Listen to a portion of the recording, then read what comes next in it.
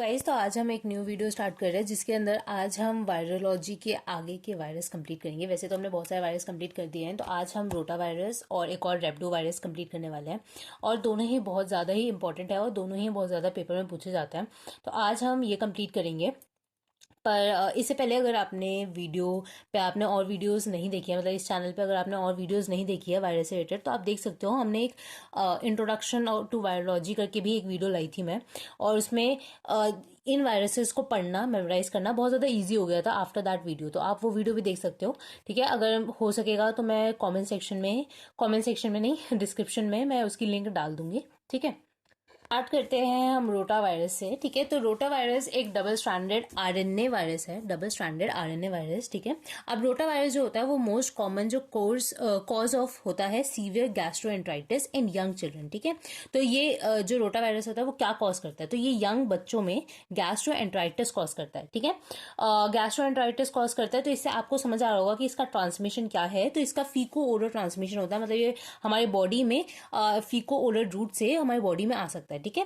Bye contaminated surface और food and water से आ सकता है, ठीक है। और जो रोटा वायरस होता है वो बच्चों में ज्यादा इफेक्ट करता है एज कम्पेयर टू एडल्ट, ठीक है। तो children are more affected than adult, ठीक है। तो ये चीज भी हमने देख ली यहाँ पे। इसके अलावा मे एग्जिबिट सीजनैलिटी, इसका मतलब कि ये ऐसा भी हो सकता है कि किसी सीजन में इफेक्ट कर रहा हो, ठीक है। इसके अलावा रोटा वायरस के 10 डिफरेंट स्पीशीज होती है, ए से जे तक, ठीक है। इसको 10 स्पीशीज होती है इसकी, रोटा वायरस की, ठीक है। अब ये कैसे गैस्ट्रोएंटराइटिस कॉज करता है उसकी पैथोफिजियोलॉजी हम समझ लेते हैं, ठीक है।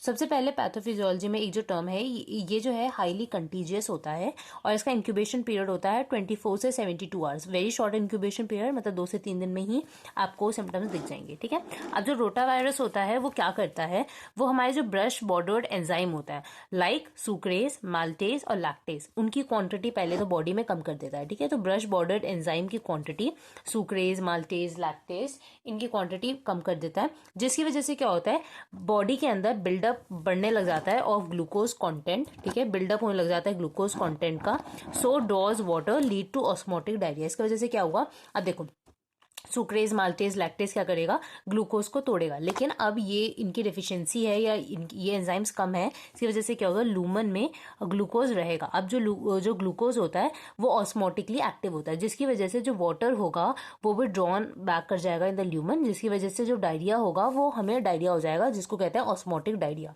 ठीक है। ये हो गया। इसके बाद सेकंड चीज जो कॉज करता है, तो रोटा वायरस जो होता है ना, वो एक टॉक्सिन सिक्रीट करता है जिसको कहते हैं एंटेरोटॉक्सिन NSP4, ठीक है, जिसका डायरेक्ट टॉक्सिक इफेक्ट होता है ऑन द इंटेस्टाइनल सेल्स, ठीक है। तो डायरेक्ट टॉक्सिक इफेक्ट होता है इन द इंटेस्टाइनल सेल्स, ठीक है। इसके अलावा एंटेरिक नर्वस सिस्टम में ओवर एक्टिवेशन भी हो सकता है रोटा वायरस की वजह से, ठीक है। आपको पता होगा हमारे जीआईटी में एक अलग टाइप का नर्वस सिस्टम होता है, एक अलग नर्वस सिस्टम चल रहा होता है, तो एंटेरिक नर्वस सिस्टम उसका ओवर एक्टिवेशन हो जाता है, जिसकी वजह से lead to electrolytes into lumen, ठीक है, और इसकी वजह से भी वाटरी ऑस्मोटिक डायरिया होता है, ठीक है। तो rota virus in 3 pathogenesis, in 3 pathophysiology की वजह से हम लोगों को कोई भी डिजीज कॉज करता है, ठीक है। तो ये पढ़ लिया। इसके बाद साइंस और सिम्टम्स क्या होते हैं अगर हमें रोटा वायरस का इन्फेक्शन हुआ है। सबसे पहले डायरिया, जो कि वाटरी होगा और नॉट ब्लडी, ठीक है, ब्लड नहीं आएगा उसमें। इसके अलावा नॉजिया, वॉमिटिंग होगा, फीवर आएगा, फिटीग एंड मिलेस होगा। इसके अलावा सीवियर डिहाइड्रेशन होगा, जिसकी वजह से dry mucous membrane, dry axilla और ड्राई या डिक्रीज स्किन टर्गर आपको दिख सकता है, ठीक है। तो बॉडी में सीवियर डिहाइड्रेशन हो रहा है क्योंकि बहुत ज्यादा डायरिया हो रहा है, तो इसकी वजह से डिहाइड्रेशन हो जाएगा, तो आपको म्यूकस मेम्ब्रेन, एक्जिला सब कुछ ड्राई दिखेगा, ठीक है। इसके अलावा इसकी कॉम्प्लिकेशंस क्या हो सकती है, तो रेस्पिरेटरी सिंड्रोम्स हो सकते हैं, न्यूरोलॉजिकल सिम्टम्स भी आ सकते हैं जैसे एंसेफ्लाइटिस और सीजर्स, ठीक है, जो कि सिर्फ 2 to 3% लोगों में होते हैं, ठीक है। इसके अलावा इसकी लैब फाइंडिंग्स क्या है कि कैसे हम इसको फाइंड करेंगे, ठीक है। तो उसमें क्या होता है कि बॉडी में ब्लड यूरिया नाइट्रोजन जो होता है वो बढ़ जाता है। अब ब्लड यूरिया नाइट्रोजन हर डिहाइड्रेटिव स्टेज में बढ़ता है, अगर बॉडी बहुत ज्यादा डिहाइड्रेशन में है तो ब्लड यूरिया नाइट्रोजन बढ़ता है, ठीक है। तो ये इंडिकेट कर रहा है सीवियर डिहाइड्रेशन, ठीक है। इसके अलावा मेटाबॉलिक एसिडोसिस दिखेगा, ठीक है, और जो ल्यूकोसाइड काउंट होगा वो नॉर्मल होगा, ठीक है। इसके अलावा वायरस शेडिंग होगी इन फीसेस, ठीक है। तो फीसेस के अंदर बहुत सारे वायरस आपको दिख सकता है रोटा वायरस के, ठीक है। तो वायरस शेडिंग होगी इन फीसेस, ठीक है। इसके अलावा लैब डायग्नोसिस में हम इसका स्टूल डिटेक्शन करते हैं, ठीक है। इसके अलावा सीरोलॉजी भी की जाती है। सीरोलॉजी में एलिसा टेस्ट और पीसीआर करते हैं और सेकेंड स्टूल डिटेक्शन करते हैं, ठीक है। इसके अलावा इसमें प्रिवेंशन कैसे कर सकते हैं, तो प्रिवेंशन के लिए एक रोटा वायरस वैक्सीन अवेलेबल है, तो उसकी वैक्सीनेशन करवाई जाती है। और ट्रीटमेंट के लिए ये सेल्फ लिमिटेड इन्फेक्शन है, मतलब खुद ठीक हो जाएगा। सपोर्टिव ट्रीटमेंट दे सकते हैं जिसमें आईवी फ्लूइड्स चढ़ाई जाती है अगर बहुत ज़्यादा ही डायरिया हो चुका है, बहुत ज़्यादा डिहाइड्रेशन हो गया है, ठीक है। इसके अलावा नोजिया और वॉमिटिंग को रिड्यूस करने के लिए दवाइयाँ दी जाती है, तो वही सिम्टोमेटिक ट्रीटमेंट किया जाता है, ठीक है। तो ये था रोटा वायरस, बहुत ही स्वीट सिंपल सा वायरस था। ज़्यादा इसमें हमने कुछ इतना डिटेल में पढ़ने की हमें ज़रूरत नहीं है। जो मैंने बताया वो I think more than enough है, और बहुत ज़्यादा ही हमने डिटेल में भी नहीं पढ़ा और बहुत ज़्यादा हमने छोड़ा भी नहीं, मतलब सही सही पढ़ लिया है। तो अब हम रोटा वायरस से हम दूसरे वायरस पे शिफ्ट हो जाते हैं, दैट इज रेप्डो वायरस, जो कि अगेन एक आरएनए वायरस है, ठीक है। तो अब हम इसको आगे फर्दर करते हैं, ठीक है। तो रेप्डो वायरस पे हम जाते हैं, ठीक है। तो रैप्डो वायरस, उसका जीनस है लाइसा वायरस, ठीक है, और फैमिली है रैप्डोविरिडे, ठीक है। ये जो होता है बुलेट शेप्ड वायरस होते हैं, जैसे आप यहाँ पे देख सकते हैं, थोड़े बुलेट शेप्ड है, अनसेगमेंटेड होते हैं, लीनियर होते हैं, और नेगेटिव सेंस आरएनए वायरस होता है इसके अंदर, ठीक है। नेगेटिव सेंस आरएनए वायरस, ठीक है। जैसे आप देख सकते हो इसमें जो कॉइल है वो नेगेटिव सेंस में बना है, तो आरएनए जीनोम जो होता है वो negative sense single stranded RNA होता है, ठीक है। इसके अलावा और क्या होता है, आरएनए डिपेंडेंट आरएनए पॉलीमरेज भी होता है, RNA dependent RNA polymerase enzyme इसमें प्रेजेंट होता है। इसके अलावा आप इसका ना जो ये स्ट्रक्चर है बहुत इंपॉर्टेंट है, तो आप ये अच्छे से देखो। इसमें क्या होता है, एक और चीज, ये जो होता है एनवलप्ड होता है, जैसे आप देख सकते हो एनवलप है, और इसमें हेलिकल सिमेट्री होती है, ठीक है। इसके अलावा आप देख सकते हो इसमें मैट्रिक्स प्रोटीन भी प्रेजेंट है, ये जो मैंने बनाया ना ये डैश डैश डैश, ये मैट्रिक्स प्रोटीन है, और जो येलो कलर का है वो RNA dependent RNA polymerase enzyme है। इसके अलावा ग्लाइकोप्रोटीन्स होते हैं इसके एनवलप पे, और इसमें जो जिनोम है वो आरएनए जिनोम है, जो कि नेगेटिव क्या कहते हैं, नेगेटिव सेंस आरएनए वायरस है, ठीक है। Negative sense single stranded RNA है, ठीक है। इसके अलावा अब जो जिनोम है वो कोड करता है फॉर 5 प्रोटीन्स, ठीक है। अब जो जिनोम है वो कोड करता है फॉर 5 प्रोटीन्स, जिसमें से 3 जो है वो है स्ट्रक्चरल प्रोटीन्स और 2 है नॉन स्ट्रक्चर प्रोटीन्स, ठीक है। तो जो 3 स्ट्रक्चर प्रोटीन्स है वो कौन कौन सी है, एम प्रोटीन, एन प्रोटीन और G protein. M protein matrix protein बनाएगा, एन प्रोटीन न्यूक्लियोकैप्सिड बनाएगा, जी प्रोटीन ग्लाइकोप्रोटीन बनाएगा, ठीक है। इसके अलावा 2 जो नॉन स्ट्रक्चरल प्रोटीन्स हैं वो कौन कौन से, एल प्रोटीन और पी प्रोटीन। एल प्रोटीन जो होगा वो आरएनए डिपेंडेंट आरएनए पॉलीमरेज बनाएगा, और जो पी प्रोटीन होगा वो रेगुलेट करेगा एल प्रोटीन को, ठीक है। तो ये इसको रेगुलेशन के लिए हेल्प करेगा पी प्रोटीन, ठीक है। तो आपको ये चीज पता होनी चाहिए कि ये जो रैप्डो वायरस होता है उसका जो जीनोम होता है वो कोड करता है फॉर 5 प्रोटीन्स, ठीक है। उसमें से 3 जो होते हैं वो होता है स्ट्रक्चर प्रोटीन, 2 होते हैं नॉन स्ट्रक्चर प्रोटीन। 3 जो है एम प्रोटीन, एन प्रोटीन और जी प्रोटीन। एम जो है मैट्रिक्स प्रोटीन, न्यूक्लियोकैप्सिड, ग्लाइकोप्रोटीन, और वहीं पे 2 जो नॉन स्ट्रक्चर प्रोटीन है वो है एल प्रोटीन और पी प्रोटीन, ठीक है। तो ये मैट्रिक्स प्रोटीन बना रहा है, न्यूक्लियोकैप्सिड बना रहा है और ग्लाइकोप्रोटीन्स बना रहे हैं। इसके अलावा आरएनए डिपेंडेंट आरएनए पॉलीमरेज बना रहा है, और पी प्रोटीन जो है इसी को रेगुलेट कर रहा है, ठीक है। इसके अलावा ग्लाइकोप्रोटीन का एक और काम यहाँ लिखा गया है, वो क्या है, it bind to acetylcholine receptor on host cells and stimulate cytotoxic T cell immunity और serotype specific antigen होता है ये, ठीक है। तो ये क्या करेगा, जब हमारी बॉडी में आएगा तो ये जो एसिटाइलकोलिन रिसेप्टर्स होते हैं होस्ट सेल्स के, जैसे हमारी बॉडी में प्रेजेंट होंगे, उस पे जाके बाइंड करेगा ये ग्लाइकोप्रोटीन, ठीक है। तो यहीं से आपको थोड़ा बहुत इसकी पैथोजेनेसिस समझ आ रही होगी, बाकी इसकी पैथोजेनेसिस हम डिटेल में आगे करते हैं, ठीक है। इसके बाद पैथोजेनेसिस देखते हैं। तो इसमें सबसे पहले देखते हैं ट्रांसमिशन, कि ये बॉडी में वायरस आता कैसे है। तो वायरस जो होता है वो जनरली इनोकुलेट होता है बाय अ रैबिड डॉग, मतलब जिस डॉग को पहले से इस वायरस ने इन्फेक्ट किया है, ऐसे डॉग की वजह से हमारी बॉडी में आ सकता है, ठीक है। तो वायरस रेप्लिकेट इन मसल्स, फिर ये जो वायरस होता है वो मसल्स में जाके रेप्लिकेट करता है, और जो वायरस है आपको पता है मसल्स में हमारे एसिटाइलकोलिन रिसेप्टर्स होते हैं, तो वायरस जो होता है वो बाइंड कर जाता है acetylcholine receptors at neuromuscular junctions and travel with axons in peripheral nerves, ठीक है। तो ये जो है विद द हेल्प ऑफ वही ग्लाइकोप्रोटीन हमारे एसिटाइलकोलिन रिसेप्टर्स पर अटैच हो जाता है, और ये जो न्यूरोमोटर जंक्शंस जो होते हैं उसकी हेल्प से एक्सॉन्स में चला जाता है और पेरिफेरल नर्व्स के थ्रू ये ट्रैवल करता है, ठीक है। और रेप्लिकेशन इन मोटर नर्व्स और स्पाइनल कॉर्ड, जिसकी वजह से स्पाइनल कॉर्ड के मोटर न्यूरॉन तक पहुंच जाता है और वहां जाके रेप्लिकेट करता है।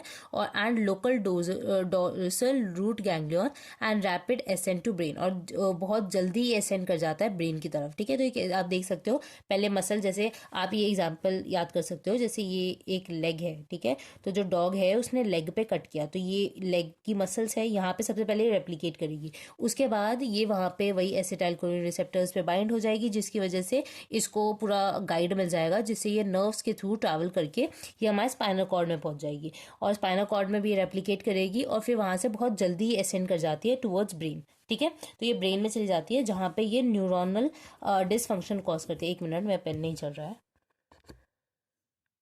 तो ये वहाँ पे ब्रेन में जाके न्यूरोनल डिसफंक्शंस कॉज करती है, ठीक है। और इसका जो होता है सेंट्रीफ्यूगल स्प्रेड होता है along nerve to salivary gland, skin, cornea and other organs, ठीक है। तो ये जो होता है, मतलब आप ऐसे समझ सकते हो कि सेंट्रीफ्यूगल मतलब कि ये सिर्फ और सिर्फ आउटसाइड, ऐसे मतलब अगर जैसे ये बॉडी है, ठीक है, तो ये बॉडी में मतलब बीच में ही सिर्फ यहाँ ही पे कर रहा है, ठीक है। मिड लाइन में सेंट्रीफ्यूगल ही इसका स्प्रेड होता है, ठीक है, along to nerve, salivary glands में होता है, स्किन में होता है, कॉर्निया और अदर ऑर्गन्स पे इसका स्प्रेड होने लग जाता है, ठीक है, थ्रू नर्व्स। अब हम देखते हैं प्रोग्रेस ऑफ रेबीज की कैसे ये रेबीज बढ़ता है। तो सबसे पहले एक्सपोजर हुआ, जिसकी वजह से इंक्यूबेशन पीरियड जो होता है 20 से 90 दिन का होता है इसका, जो हमने पीछे भी दिया, ठीक है। आफ्टर एक्सपोजर उसके बाद मल्टीप्लिकेशन होता है इस वायरस का। जो फर्स्ट सिम्टम आता है वो कब आता है, जब ये जो वायरस है वो सीएनएस तक स्प्रेड कर गया, ठीक है। तो spread of virus to CNS, तब इसका फर्स्ट सिम्टम आएगा, ठीक है। फिर प्रोडॉर्मल एक स्टेज होती है जो 2 से 10 दिन की होती है, जिसमें अर्ली सिम्टम्स आते हैं, जैसे कि पेन होगा, ठीक है, पैरेस्थीसिया होगा, नमनेस होगा at the site of inoculation and other flu like symptoms. तो पहले वो सीएनएस तक स्प्रेड कर गया, उसके बाद अर्ली सिम्टम्स आ रहे हैं प्रोडॉर्मल स्टेज में, जिसमें उसको लोकलाइज पेन हो रहे हैं, पैरेस्थीसिया हो रहा है, नमनेस हो रहा है एट द साइट ऑफ जहाँ पे उसको काटा था, और इसके अलावा फ्लू लाइक सिम्टम्स भी हो रहे हैं, फीवर और ये सब हो रहा है, ठीक है। इसके बाद होता है फर्स्ट न्यूरोलॉजिकल साइन होता है, वो क्या होता है, symptoms like cerebral dysfunction, anxiety, confusion और एजिटेशन। एजिटेशन मतलब फियर, फियर और क्या कहते हैं, गुस्सा करना, ठीक है, एंगरनेस, ठीक है। तो ये सब वो दिखाने लग जाता है, जो कि होता है फर्स्ट न्यूरोलॉजिकल साइन, ठीक है। इसके अलावा होता है एक्यूट न्यूरोलॉजिकल फेज, जो कि 2 से 10 दिन का होता है, जिसके अंदर जो इंसान होता है वो डेलीरियम में चला जाता है, एबनॉर्मल बिहेवियर दिखाएगा, हेलुसिनेशन, इंसोम्निया, और उसको हाइड्रोफोबिया होता है। हाइड्रोफोबिया मतलब पानी से डर लगना, ठीक है। तो ये आप सबने भी सुना होगा, कुत्ते कुत्ते काट लेते हैं, तो जो पागल कुत्ते होते हैं या जो जिनको रेबीज का इंजेक्शन नहीं लगा होता है या रेबीज से इन्फेक्टेड जो होते हैं, वो उसके काटने के बाद हाइड्रोफोबिया हो जाता है। और ये जो डिजीज है, एक बार जब हाइड्रोफोबिया वाले सिम्टम्स अगर किसी में दिखने लग जाते हैं तो फिर उसका क्योर पॉसिबल नहीं है, ठीक है। तो उसके बाद हम क्योर नहीं कर सकते उस इंसान का, ठीक है। तो ये 100% फेटल होती है ये जो डिजीज है, ठीक है, हाइड्रोफोबिया। इसके अलावा एरोफोबिया और फोटोफोबिया, ऐसे सारे फोबियाज उसको आने लग जाते हैं, ठीक है। इसके बाद ऑनसेट ऑफ कोमा, ये सिम्टम आने के या तो 0 मतलब उसी दिन या तो 14 दिन तक वो इंसान कोमा में जा सकता है, उसके बाद डेथ हो जाएगी, ठीक है। तो इसमें डेथ ही निश्चित होती है अगर ऐसा ऐसा कुछ कंडीशन हो गया। इसमें कोई ट्रीटमेंट इतना पॉसिबल नहीं है, ठीक है। इसके अलावा इसके क्लिनिकल फीचर्स क्या क्या होते हैं, तो क्लिनिकल फीचर्स वही फीवर, मलेस आएंगे, पेन, पैरेस्थीसिया होगा प्रोड्रोम पीरियड में। इसके अलावा सेरेब्रल डिसफंक्शन होगा, एग्रेशंस आएंगे। थर्ड में हाइड्रोफोबिया और फियर ऑफ वाटर होगा, मतलब वो ड्रिंक करना चाहेगा, ये बहुत अच्छी लाइन लिखी है, attempt to drink cause painful spasm of pharynx, patient can eat solid but not liquid, ठीक है। तो क्या होता है कि जो इंसान जो होता है ना, वो ट्राई करता है कि वो ड्रिंक करे, कुछ पानी पिए, लेकिन वो ड्रिंक नहीं कर पाता, क्योंकि जैसे ही वो कुछ पानी पीता है, कुछ भी करता है, तो उसको पेनफुल स्पैज्म हो जाते हैं इन द फेरिंग्स, जिसकी वजह से पेशेंट खा तो सकता है, कुछ सॉलिड तो खा सकता है, लेकिन लिक्विड नहीं ले सकता, ठीक है। तो ये चीज हुई। इसके अलावा ऑटोनॉमिक नर्वस सिस्टम मैनिफेस्टेशंस आती है, जैसे हाइपर सलाइवेशन, स्वेटिंग इंक्रीज हो जाती है और प्यूपिलरी डायलेशन होती है, ठीक है। तो ये ऑटोनॉमिक नर्वस सिस्टम मैनिफेस्टेशंस आती है, ठीक है। इसके अलावा पैरालिटिक या डम्ब रेबीज एक टर्म होता है, इसमें क्या होता है 20% केसेस में असेंडिंग फ्लैसिड पैरालिसिस होता है, ठीक है। तो पैरालाइज भी हो सकती है बॉडी, ठीक है, रेबीज में 20% केसेस में, ठीक है। इसके अलावा एंसेफेलोमाइलाइटिस होता है, ठीक है, एंसेफेलोमाइलाइटिस, जिसके अंदर हमारा ब्रेन पार्ट और ब्रेन पार्ट इन्फ्लेमेशन होगा उसका, ठीक है, एंसेफेलोमाइलाइटिस में, ठीक है। तो ये आप देख सकते हो बहुत ज़्यादा ही फेटल कंडीशन है, ठीक है। इसके अलावा आप देखते हैं इसका डायग्नोसिस कैसे करेंगे। तो सबसे पहले स्किन बायोप्सी की जाती है, ठीक है। बेस्ट जो होता है सैंपल वो लिया जाता है from the nap of neck, ठीक है। इसके अलावा कॉर्नियल इम्प्रेशन स्मीयर्स लिए जाते हैं। सलाइवा को चेक किया जाता है। Immunofluorescent for antigen detection most commonly use किया जाता है। इसके अलावा RT-PCR टेस्ट किया जाता है, ठीक है, जो कि मोर देन 95% पे सेंसिटिव होता है और 100% स्पेसिफिक टेस्ट होता है, ठीक है, RT-PCR। इसका कल्चर किया जाता है इस वायरस का on yolk sac of hen's egg और लैब एनिमल्स पे, ठीक है। इसके अलावा अगर एंटीमोर्टम और पोस्टमार्टम, तो इसमें क्या होता है, पोस्टमार्टम चेंजेस में आपको क्या दिखेगा, निगरी बॉडीज दिखती है found in brain during autopsy. तब जब हम ऑटोप्सी करेंगे तो ये इंक्लूजन बॉडी होती है एक टाइप की, तो ये ब्रेन में आपको दिखेगा जब हम ऑटोप्सी करेंगे, ठीक है। इसके अलावा एंटीमोर्टम में आप डायरेक्ट इम्यूनोफ्लोरेसेंस टेस्ट भी कर सकते हो ये बॉडीज फाइंड करने के लिए, ठीक है। तो ये है इसका डायग्नोसिस।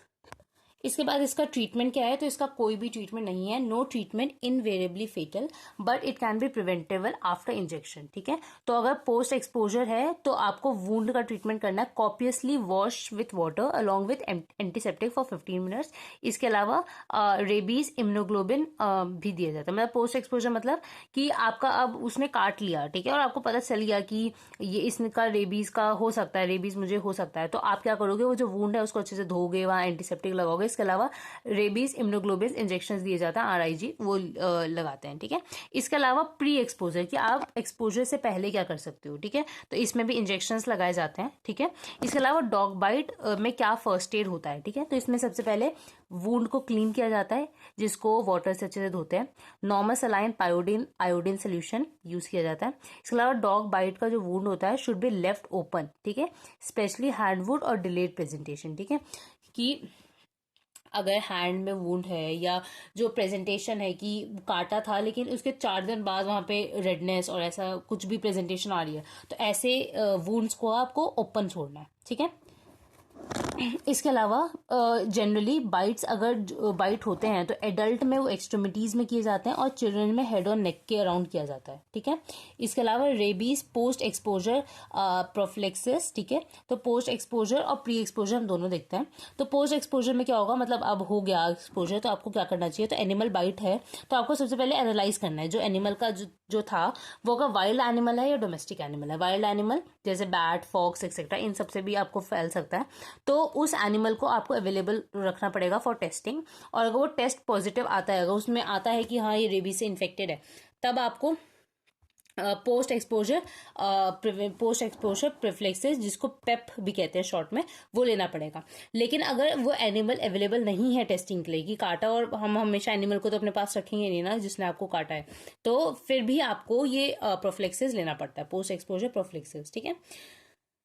इसके अलावा अगर वो डोमेस्टिक एनिमल था, ठीक है, और उसके अंदर कुछ दिन तक हम नोटिस करते हैं अगर उसके अंदर रेबीज लाइक सिम्टम आ रहे हैं तो भी आपको पोस्ट एक्सपोजर प्रोफ्लेक्सिस लेना है। इसके अलावा अगर उसके अंदर कोई सिम्टम नहीं आ रहे हैं आफ्टर ऑब्जर्विंग फॉर 10 days और नॉर्मल बिहेवियर आ रहा है तो पेप इज नॉट नीडेड, ठीक है। लेकिन अगर कोई भी सिम्टम्स को 10 दिन के अंदर आ जाते हैं तो आपको वही पोस्ट एक्सपोजर प्रोफ्लेक्सिस लेना है, ठीक है। तो ये है रेबीज का पोस्ट एक्सपोजर प्रोफ्लेक्सिस के बारे में, ठीक है।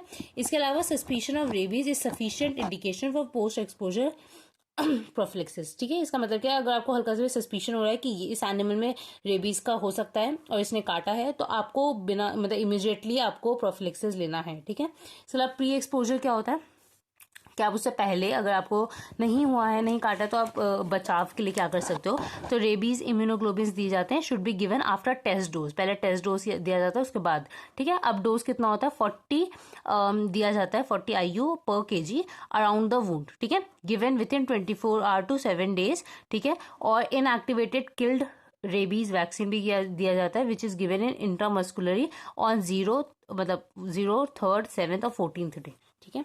तो ऐसे ये डोजेस भी दिए जाते हैं रेबीज वैक्सीनेशन के लिए। तो इसी के साथ हम लोगों ने 2 वायरस वापस कंप्लीट कर लिए हैं आज, और आई थिंक अब 1 या 2 वीडियो और आएगी जिसमें हम HIV, हेपेटाइटिस और बैक्टीरियोफेज करेंगे। वैसे हेपेटाइटिस मैंने एक बार वायरल हेपेटाइटिस करवाया है, पर अगर ठीक है, अगर टाइम मिलेगा और मुझे थोड़ा इंटरेस्ट आएगा तो हेपेटाइटिस पे भी हम वीडियो ले ही आएंगे। बाकी HIV बच रहा है और बैक्टीरियोफेज बच रहा है, ठीक है। इसके अलावा भी आई थिंक डेंगू वायरस भी बच रहा है, विच आई सी, ठीक है, क्योंकि देखेंगे तो उस पर भी वीडियो ले आऊँगी मैं।